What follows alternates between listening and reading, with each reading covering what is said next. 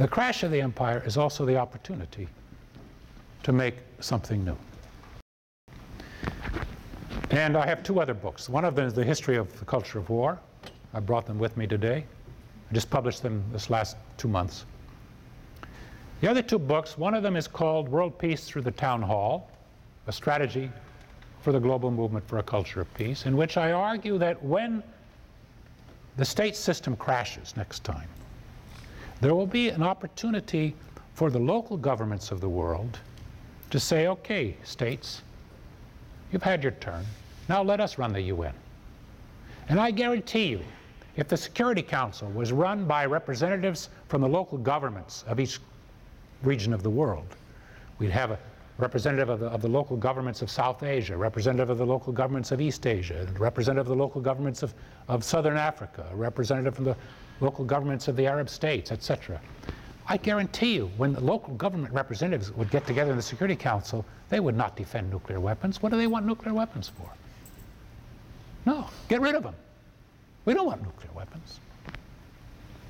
The present time you have the states, Russia, France, England, United States, the nuclear powers.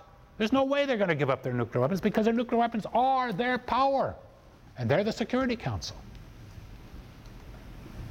So it's a strategy to develop an alternative which is democratic, because civil society is not democratic, but local government may be corrupt. But at least in principle, it is based on the participation of all the people. So let's build now an alternative system which is ready, when the time comes, to replace the system which we don't talk about, because it's forbidden. It's very hard to replace that which you can't talk about, but that was the idea of the European Union. If you can't talk about it, nobody will want to replace it, right? And the third book I have is a little novel set in the year 2026, looking back and saying, how did we get here? And the cover is a painting by Bruegel of the conversion of St. Paul. It's this huge sweep of soldiers in the mountains traveling through a pass. The biggest things you see in the painting are the asses of the horses. Somewhere way in the background, if you take a magnifying glass, you'll see there's a little figure fell on the ground. And that's St. Paul, who was struck blind. And everybody's passing by and nobody notices.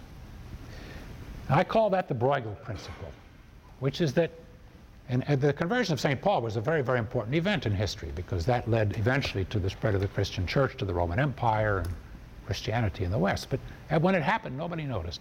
The Bruegel principle is that the important things that are happening in the world are things that will never be on the news.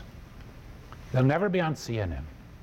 Most people won't know about them, because they're things which we're not prepared to recognize that this is how history is being made. It might be the meeting of you people here in this room, and the friendships that grow out of that and the network we make.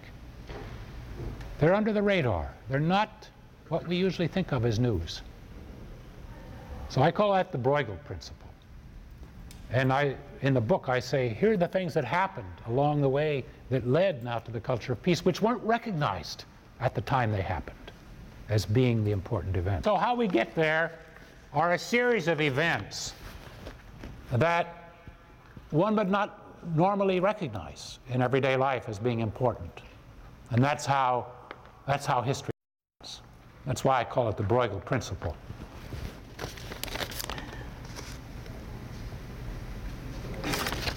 One last question.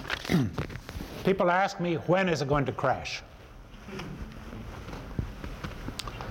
Actually, Johann Galtung. Anybody know the name Johann Galtung? Very, very famous peace researcher. He did write a paper predicting 2020, and that's why I put the novel in 2026. But in any case, I can assure you that the system will crash too soon.